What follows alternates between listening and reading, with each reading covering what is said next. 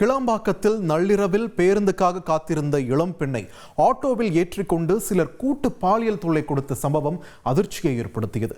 இதுபோன்ற குற்றவாளிகளுக்கு என்ன தண்டனை கொடுக்க வேண்டும் என பொதுமக்கள் கூறும் கருத்துக்களை தற்போது பார்க்கலாம்.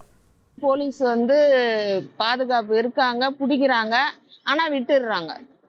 அவங்களுக்கு சரியான தண்டனையே கொடுக்கல. அது மேல மேல அந்த தப்பு அதிகமா நடந்துக்கிட்டு தான் இருக்குதே தவிர அது குறையவே இல்லை. தூக்கு தண்டனை கொடுக்கணும், அவனால இல்லைன்னா சூட் பண்ணிடணும். அந்த மாதிரி பண்ணாதான் அடுத்தவங்களுக்கு பயம் இருக்கும்.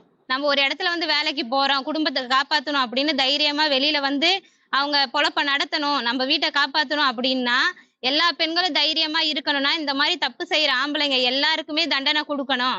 கவர்மெண்ட் 5 இயர்ஸ்னா 5 இயர்ஸ்க்கான தண்டனை அனுபவிச்சுட்டு தான் அவங்க வெளியில வரணும். அப்படி இல்லையா அவங்களுக்கு துப்பாக்கியால ஷூட் பண்ணிடுங்க, இல்ல ஆயுள் தண்டனை கொடுங்க, அவங்க வெளியிலயே வரக்கூடாது. பாலியல் வன்கொடுமை நிறைய தான் நடந்துட்டு இருக்கு தமிழ்நாடு முழுவதும். இது வரைக்கும் எந்த ஆக்ஷன் எடுத்தாலும் அது 4 வருஷம் 5 வருஷம் அப்படின்னு கேஸ் தள்ளி போயிட்டே இருக்கிறதால அடுத்தடுத்து குற்றங்கள் நடக்குது.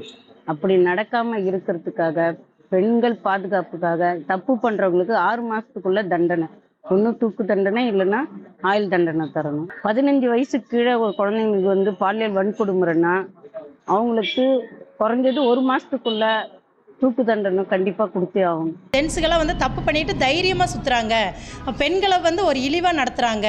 அந்த இழிவு இனிமேல் இந்த தமிழ்நாட்டில் நடக்கக்கூடாது. அதுக்கான சட்ட விரோத செயல்களில் யார் ஈடுபடுறாங்களோ அவங்களுக்கு கடுமையான நடவடிக்கை எடுக்கப்படணும். சென்னை கீழம்பாக்கத்தில் குழந்தைய ஆட்டோவில் கடத்தின அந்த விஷயம் ரொம்ப மனசுக்கு வருத்தமாக இருக்குது. குற்றவாளிகள் மேலே கடுமையான நடவடிக்கை எடுக்கணும். கண்டிப்பாக ஒரு குற்றத்துக்கு ஒரு குற்றவாளியை கண்டிப்பாக தண்டிச்சோன்னு சொன்னால் கண்டிப்பாக அவங்களுக்கு பயம் இருக்கும். அந்த பயம் இல்லாத மட்டும்தான் இந்த சுதந்திரத்துக்கு காரணம். செய்திகளை உடனுக்குடன் தெரிந்து கொள்ள உடனே சப்ஸ்கிரைப் பண்ணுங்க.